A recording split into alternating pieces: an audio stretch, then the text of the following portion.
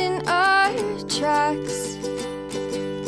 Bravely we prove in our striving, trudging together each day.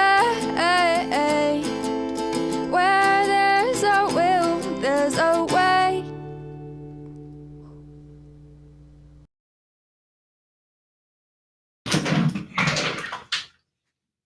Good afternoon. Give me 1 second here. Give me 1 second.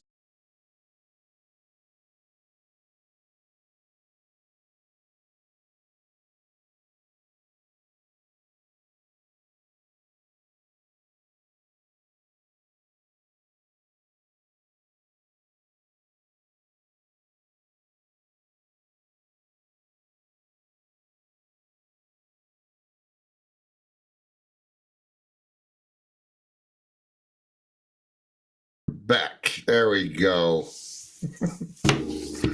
Sorry about that. My internet came unplugged for a second. Ghost chair. Yeah. I'm Dion. I will be your host for the Ghost Chair.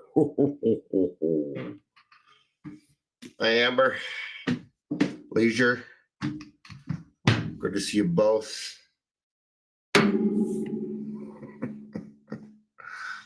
Yeah, now I cut my live. Yeah, that was me editing. I unplugged my internet for a second, do some editing. Yeah, that's as close to editing as I get. When did Mother's Day?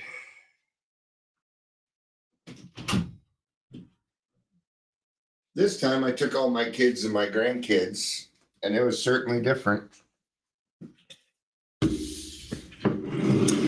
It's certainly different.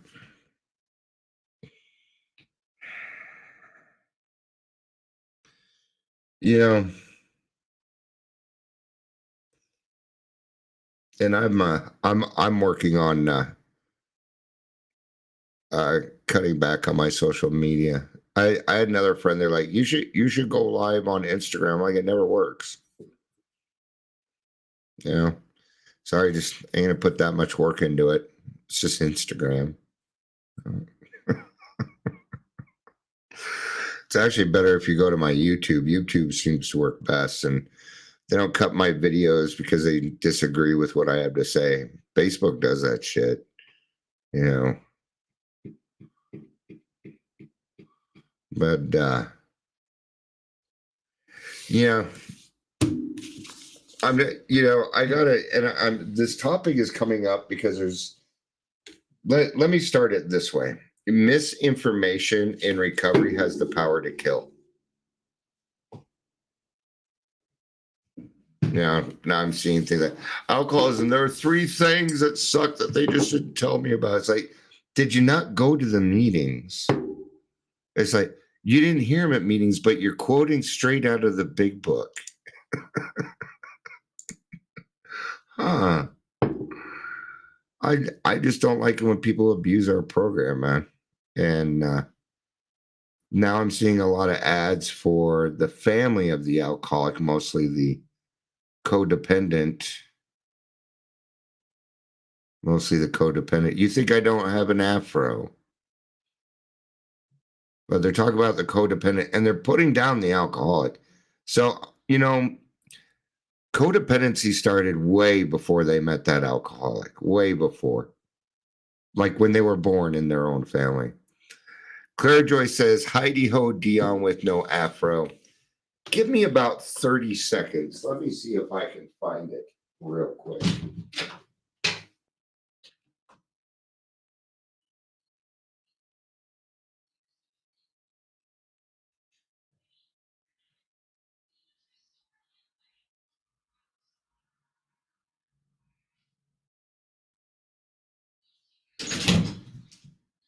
All right. You're not getting out the window either, assholes. You're all in trouble right now. So, all right. Okay. You ready for this? You ready? Dion with an afro. Yep, that's me with an afro right there.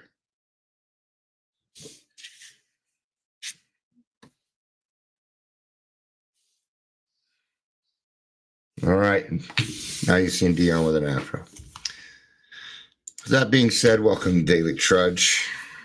My name's Dion. I'm currently not sporting my afro at the moment. People don't believe me. Yeah, a big one too. Notice I'm also darker than everybody else in the picture. Running joke is that I'm black. It's been that way for years. If you're here, please say hello, whether watching the live or the rewatch. I used to train people. In sales over the phone. Then once a year we'd all get together for awards and things like that, and they'd meet me and they're shaking my hand, looking at me like, I so thought you were black. Teacher says you look like one of the sweat hogs. Yeah, probably the flannel.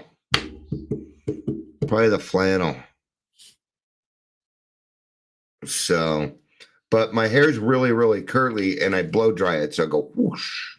Yeah, it was my look. Made me terminally unique. Right. So anyway, did I do introductions? I did do introductions. So we're good there. Now we're going to get into the family disease, right? So in the big book, it says, this disease is like no other. Okay. Now I'm going to, because a lot of you have heard this often from me. Alcoholism we're born with. Okay. And I'm not saying that there isn't what I'm not saying. Give me 1 second. I need to close this button door here.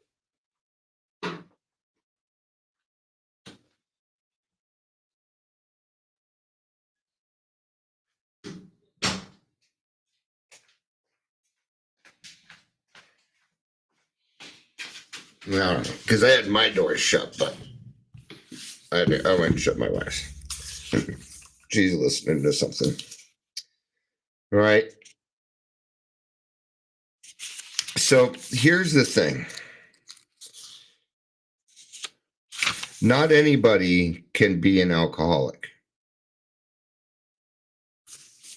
No. You can't make yourself be an alcoholic. There's no trauma in this life that can turn you into an alcoholic. There's, and I'm certainly not putting down other addictions. I am not doing that. What I'm saying is those other addictions happen most likely because of a trauma, either a physical, mental, emotional, or spiritual trauma that happened in their lives.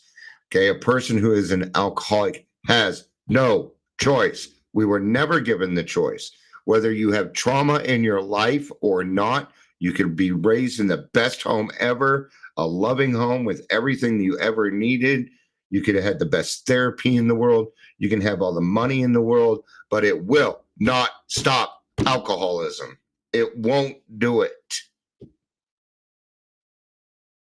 It is a mental illness that we are born with. I know there's a lot of people that don't want to agree with me. And here's the reason I'm bringing it up. Because now we're mixing alcoholism, addiction, and mental health, and we're lumping them together.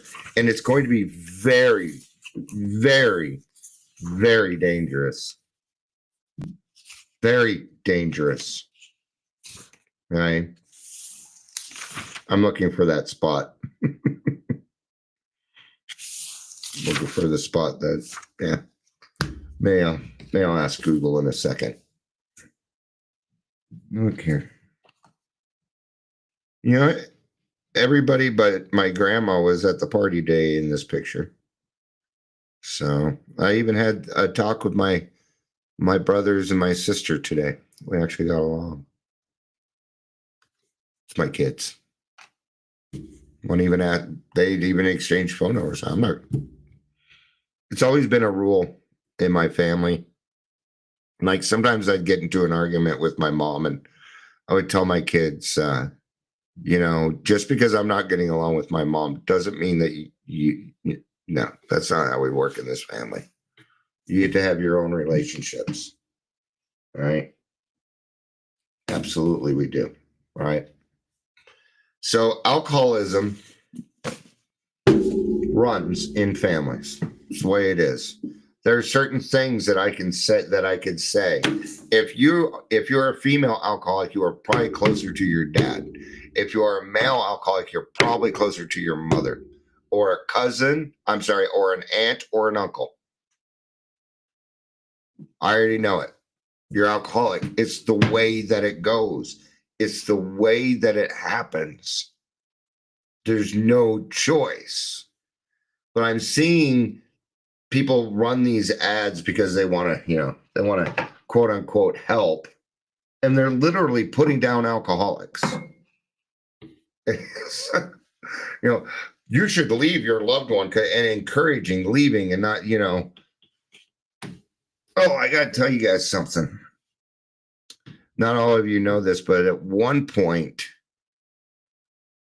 I started running a meeting and I did this because it's a family disease, and the goal was to have an AA meeting, an Al-Anon, and an Alateen meeting. Okay. Well, I started an AA group at Henderson Community Church. Hardly anybody showed up. It was pretty much me and my wife, Amber, and Tyler. That was about it. For 9 months, months and months and months on end. And I just couldn't get the AA meeting going. I was talking to my sister today, and I asked her, is the Al-Anon meeting still going? She's like, not only is it going, we had to move upstairs because we got too big. I'm like, fuck yeah. And now they have Alateen twice a month.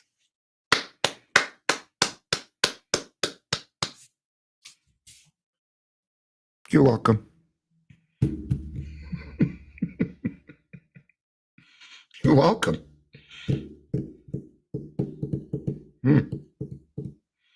All right. So good news on that front.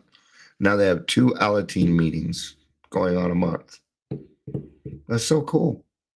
That's twice as many Alateen meetings as they already have in Metro Denver. Now there's 4 meetings. Anyway, it's still not enough. See, everybody in the family is affected because, well, we share DNA. Now, let's say we have a couple, one of them's an alcoholic, they have 3 kids and they adopt someone. Okay. That person that is being adopted will not turn into an alcoholic because they live with that family. No, it won't happen. Yeah. It won't. They might be made neurotic. All right. But we all have different positions in the family. And this family, this disease doesn't work the same. A lot of people are drug addicts because they had a broken back. Maybe they had a broken neck. They were given Oxycontin. Got addicted to the Oxycontin. Because see, when it comes to drugs, anybody can be addicted to drugs. Is recovery kind of the same? Kind of. Yeah. Not for other mental illnesses, though. But when it comes, if you put addiction all into one basket, the answer is kind of the same. They may talk a little bit of a different language, right? Now, here's the thing. I don't know what it feels like to be an overeater. I don't know what it feels like to be on heroin. I don't know any of that. So therefore, a person who has been through that, who has recovered, has a much better shot at helping that person than I do, whether God's involved or not. It's about being in the right lane or right arena at the right time. I mean, I do want to help anybody that I can. And AA is the grandpappy. If they're going to land there, that's why we made the in-person meeting an open meeting so that anybody could join, including people with overeating problems or whatever, so that we can help them find their own groups. I'm happy to do that. I am. That's fine with me. I don't mind.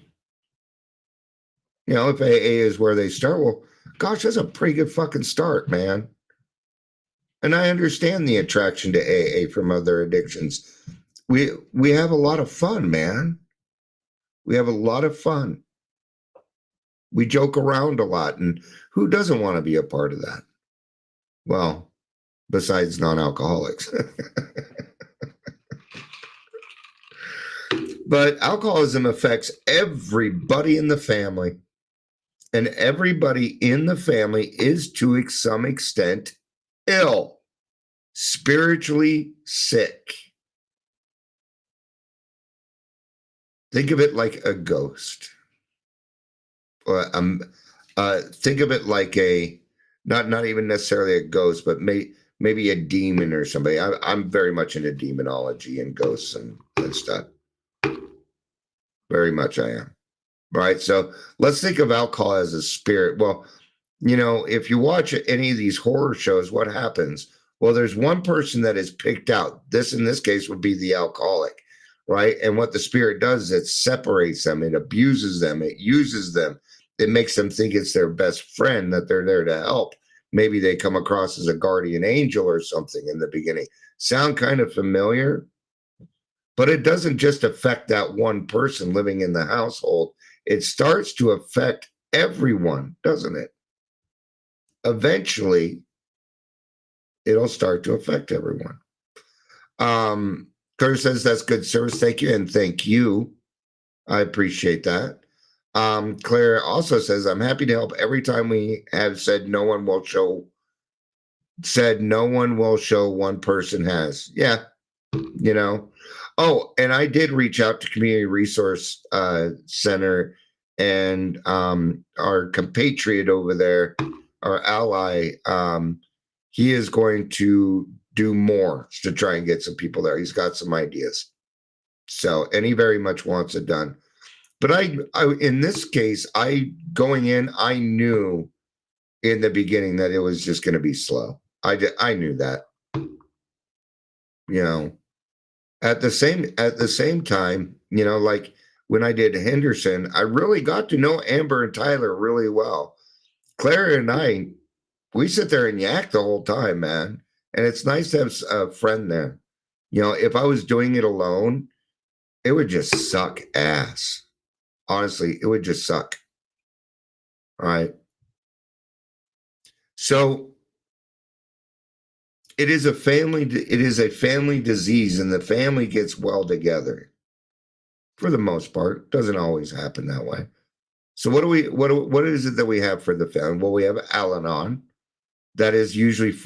Al-Anon is usually for people that are husbands and wives, significant others, partners, things like that. Might be a grandma, grandpa, aunt, uncle, but it's usually a family member. Alateen is for the kids, teen, 18 and under. Once you're over 18, you don't get to go to Alateen. Oh, well, 19, I guess, because that's still teen. But then you got to start going to Al-Anon. But there's also another program out there called Adult Children of Alcoholics. Been around for a very, very long time. They deal with trauma. They dig into trauma big time. Okay? And it's a great program. I've seen people accomplish great things through that program. Certainly have. What are some of the other ones that are kind of out of the 12-step scope? Okay, there are other ones: Celebrate Recovery, Smart Recovery, Wellbriety, Dharma, but none of them is a family program like AA. None of them. Yeah. Is that part of the Al-Anon analogy? Which one? Which part that I said are you asking about on that? Alateen is run by people in Al-Anon.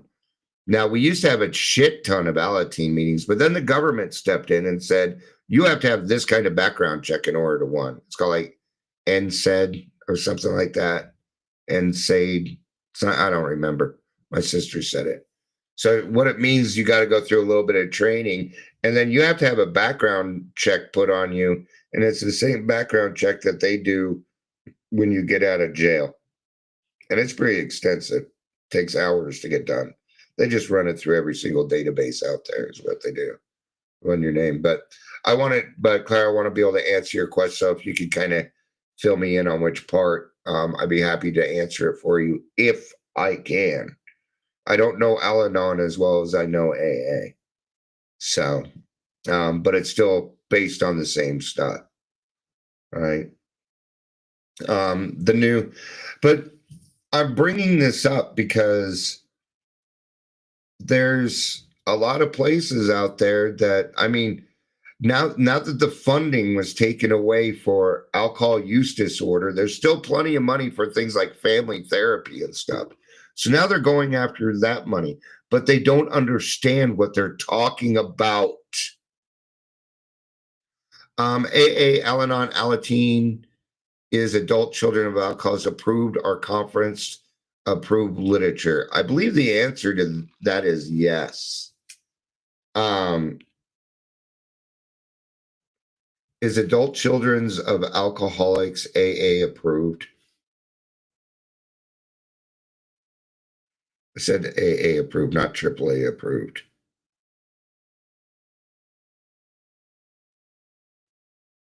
It is a 12-step program. So in that case, the answer is yes. Just like, but we can't really say that it's only our literature that we really approve. So like Al-Anon, they're called the Al-Anon family group. And they have a different set of steps than we do. They work more on boundaries, things like that, but they still do a 4th step, a 5th step, 8th step, 9th step, all of that. They do that.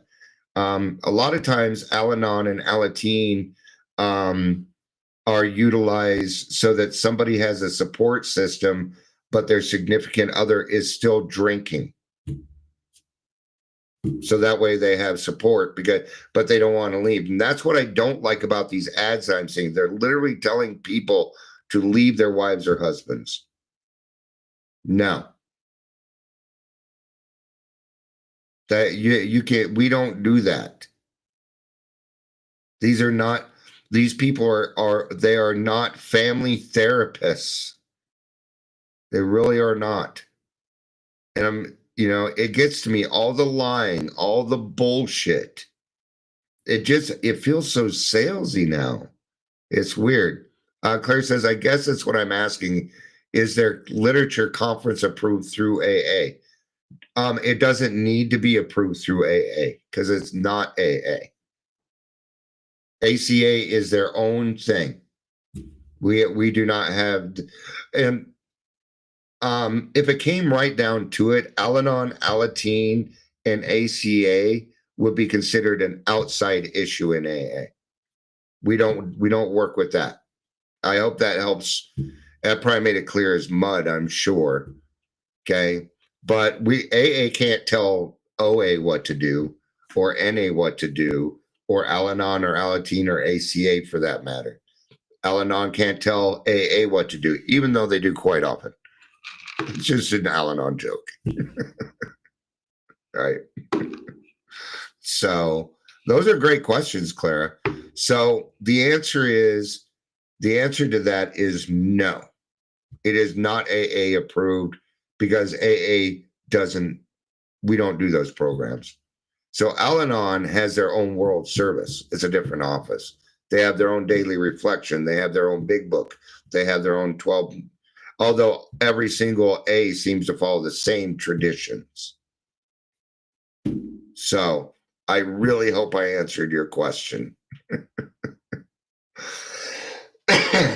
That's where it's kind of confusing until it's not, and then it's really simple. All right.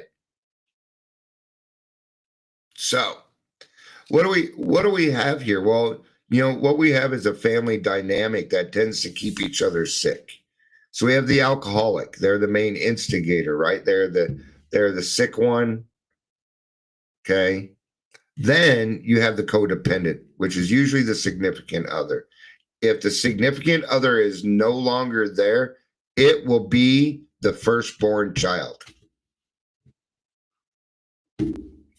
Always. Always.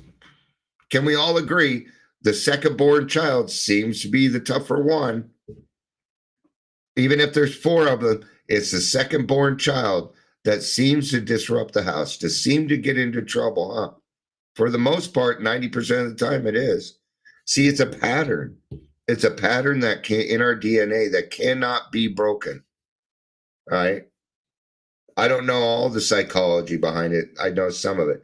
So who comes after the codependent, right? The codependent, what they do is they make lies for the alcoholic. They make excuses for the alcoholic so they can continue behavior. Where was this behavior learned? Because they learned this behavior way before they met the person they married. They were codependent before that. If they weren't, then they are not going to stick with that alcoholic for very long. Why do they do it? Because that's what they're used to. It's the life they know. That's how they were taught. And where did they learn it? From their alcoholic parent. Now, you may have some parents, right? You may have a couple of parents, and neither one of them drink. And neither one of them drink because their parents drank and they didn't like it. These people are usually the hero, the firstborn, and then when they meet, they get together. But since alcoholism is in their DNA, it gets passed to their child.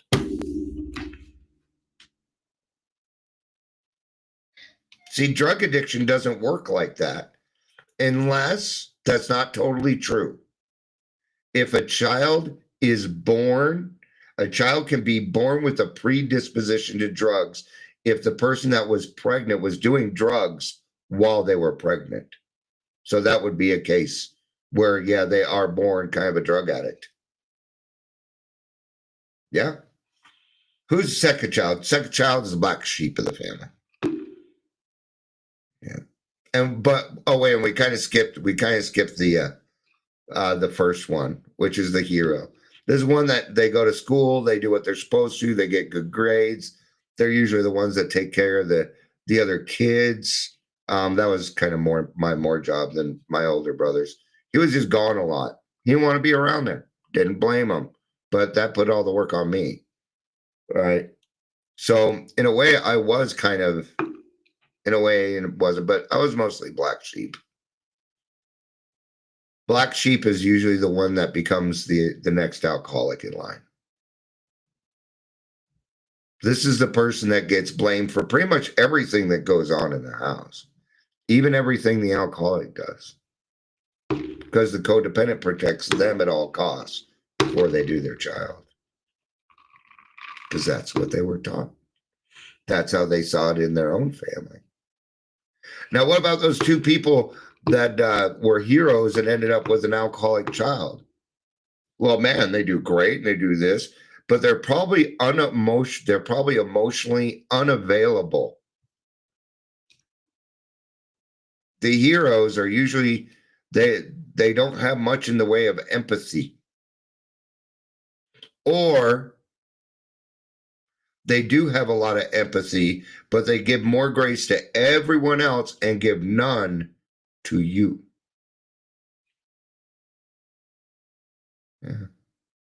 It's usually what they do. So the black sheep, usually the person blamed for everything. Guy happened to me again today. What are you gonna do? It's my job. Now, the thing about the black sheep is this. If this person decides to change their life, they usually change the whole family.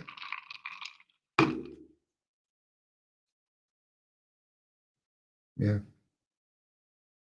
Now, let's say that we have four kids. The alcoholic in the family decides to get sober, and these kids are still kind of young. Oh, well, then that's probably going to cut the alcoholic. No. No, it won't. No. Or my daughter wouldn't have been an alcoholic. See, there was no choice. The choice has not been given to it. Maybe it was. Maybe we're up in heaven and we're like, yo, God, I want this life to be really fucked up this time around. So yeah, if you could make me an alcoholic, that'd be awesome. I don't think I made that choice. Maybe I did. Who knows? I was there, but I don't remember. I don't know. Right. But the black sheep's the one that usually takes the blame. But they're usually the one out destroying their neighborhood. Right. And every single one of these people, they all have one thing in common. They're all highly intelligent. Alcoholics are highly intelligent people. Yeah. Yeah, Claire, we have to treat the spiritual malady. Yes. Now, the cool thing is this. Let's say that alcoholic gets sober, becomes a good example. Then there's a really good chance that if one of their kids is alcoholic, their drinking career is not going to be very long. That's the good thing. So we cannot break the generational cycle of alcoholism, but we can reduce it by years. That we can do. Right? Who's next in the list? Be the lost child. Child's usually, they're the third born. They're usually pretty quiet. They're shy. They're those people in the family when they're shy till they're not, till you get to know them, and then blah, blah, blah, blah, blah, blah, blah. Right? They usually keep to themselves. These people don't want to start any arguments. They want peace. These people usually end up being Switzerland. They become neutral to things.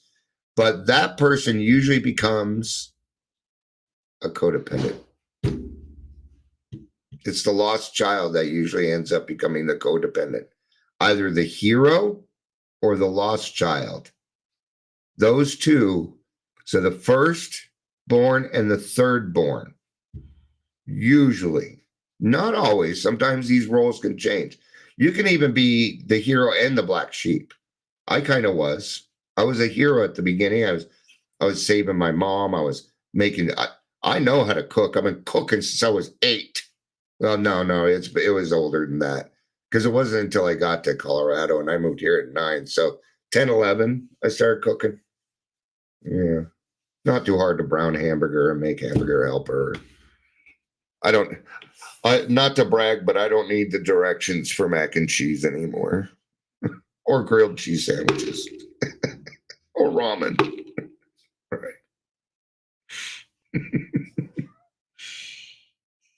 What's up, whiny baby? All right. What up? Oh, can you not use your nails on my inner thigh there? I would appreciate that. Yeah. Did you not enough love? Were you wondering where I was? Mm-hmm. I think this one still gets a little separation anxiety when I'm gone for a little bit. He doesn't understand that I'm coming back. And it really isn't much separation anxiety as much as it is, well, who's going to fill my food bowl? It's more concern for him than it is for me.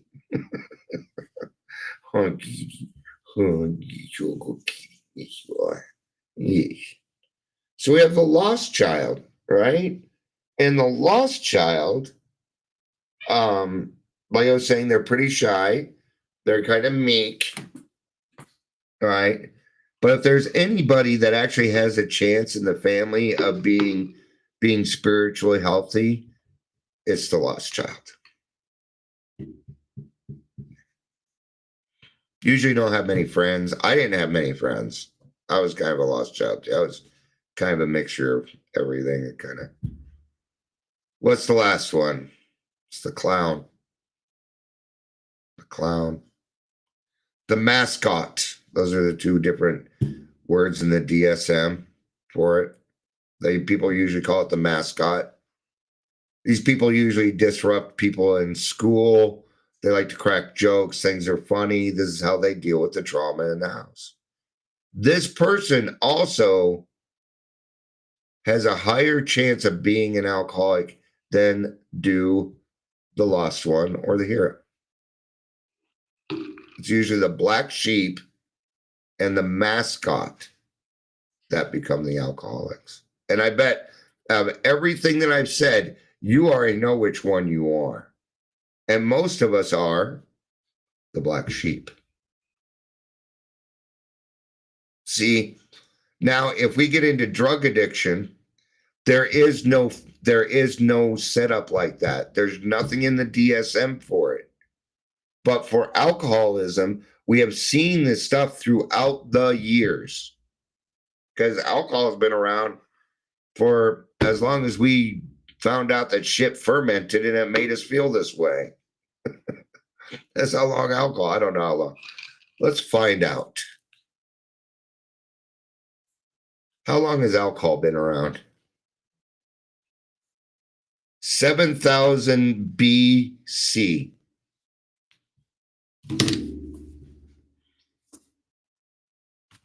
BC. It's been around longer than most things. It's been around longer than the Bible.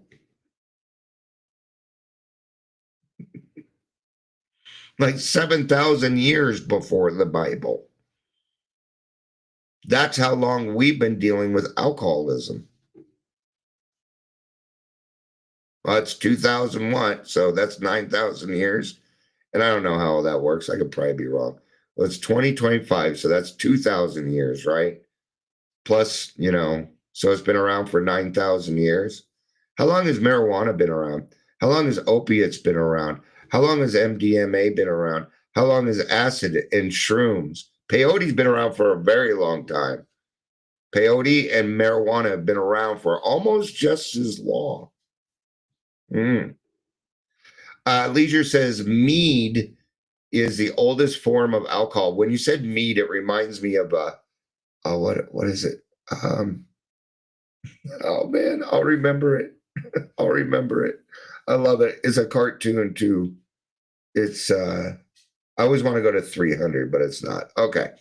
Michelle says, if alcoholism is born in us, does the matter of when you're born matter? No. I wouldn't think so. And that's entirely an educational guess. It's not even an opinion. So if we're born with alcoholism, does it matter when you're born? No, I don't think that would be a factor because it carries on from one generational to another. See, alcoholism is a generational mental illness like schizophrenia. You don't get a choice if you have schizophrenia. It's passed on from parent to child, right? So is bipolar. Usually tends to run in the family, right? I can't remember. Beowulf. God. Bob me. The cartoon version of Beowulf. I love it. Mead, where's my mead? You're spilling the king's mead. I might have to watch that when I go to bed tonight. I love Beowulf. I am Beowulf. The guy that does the voice is awesome. I forget his name. I can see his face though. I can see his face. He looks a lot like the guy that played Tony Soprano, right?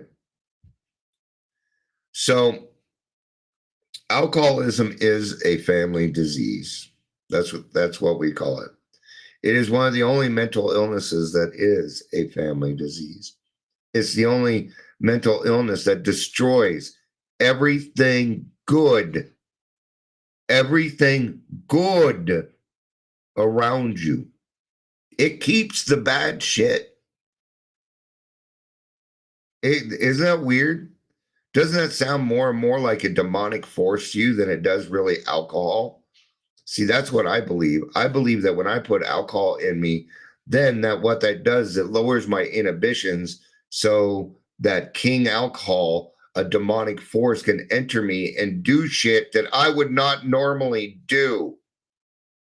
I believe that. Right?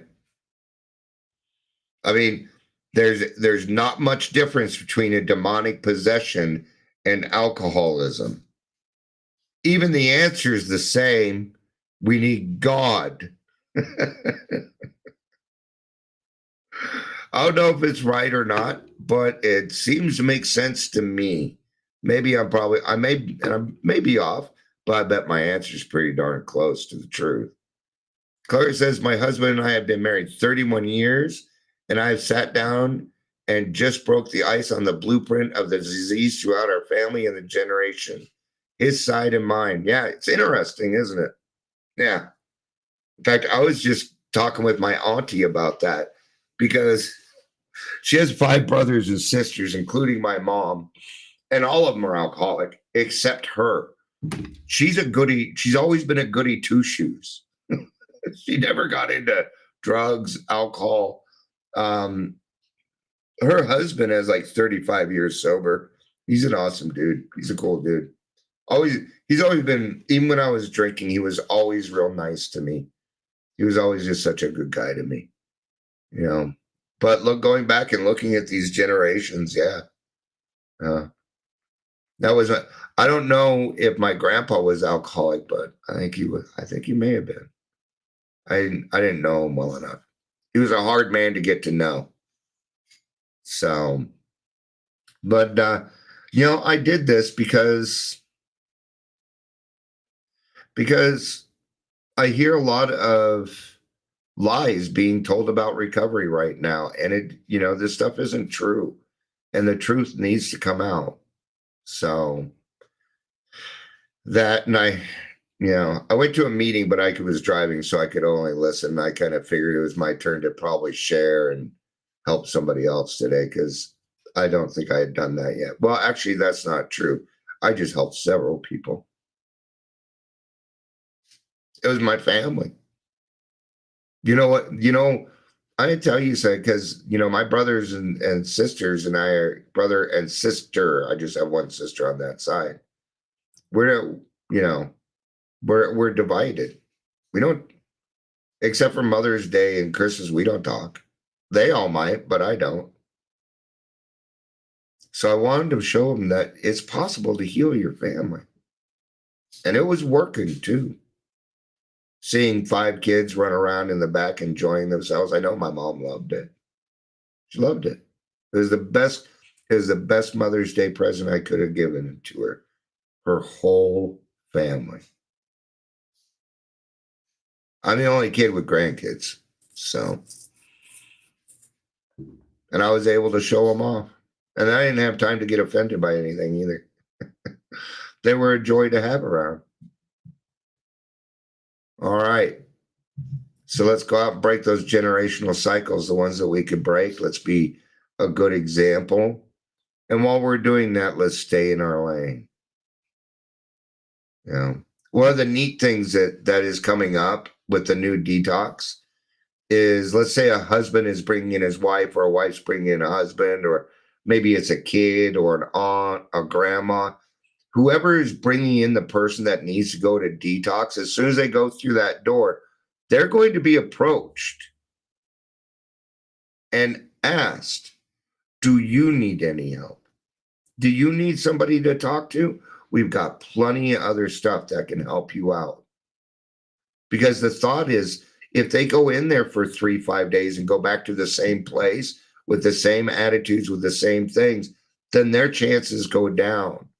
And that's going to make it worse for this person too, bringing it in. So why not grab them and help them while we can? Cool idea, huh? Thank you. It is a cool idea. I don't know who came up with that one. Not sure. For everybody not watching, I'm pointing at myself. All right. These are the things that we get to do now. So, all right. I hope everybody has a great rest of your sober Sunday. One more shot at seeing Dion with an afro. One more shot there. There he is, right there. Dion with an afro. All right. Thank you, everybody, for being here. I appreciate it. I love you. You know I do. Peace out. And